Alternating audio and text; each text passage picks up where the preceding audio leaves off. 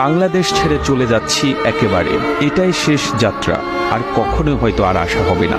20 বছর বয়সে নিজের পরিবারের জন্য এবং নিজের ভবিষ্যৎ সুন্দর করার জন্য জার্মানিতে পাড়ি জমিয়েছিলাম।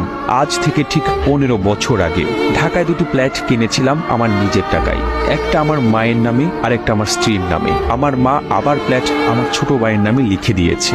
দেশে আসার পর আমার ছোট ভাইয়ের ফ্ল্যাটে আমার জায়গা নেই, তাকে আমার টাকা দিয়ে পড়াশোনা করিয়েছি, সে এখন ভালো জব করছে। আর আমার স্ত্রী আমার কেনা টাকা দিয়ে ফ্ল্যাটে আমাকে ঢুকতে দেয়নি, আমাকে দরজা থেকে কুকুরের মতো তাড়িয়ে দিয়েছে। সে আমাকে তালাক দিয়েছে বিনা কারণে। ঠিক বিনা কারণে বলা যাবে না, সে অন্য আরেকজনের সঙ্গে সম্পর্ক জড়িয়েছে। বাংলাদেশে 20 দিনের মতো হোটেলে ছিলাম, আর আপন মানুষের প্রতারণাগুলো মুখ বুঝে সহ্য করলাম। টাকার কাছে সবকিছু অসহায়। নিজের রক্তের বেঈমানি, তার উপরে নিজের আপন স্ত্রীর বেঈমানি, সবকিছু আমাকে বিপর্যস্ত করে ফেলেছে। মেন্টালি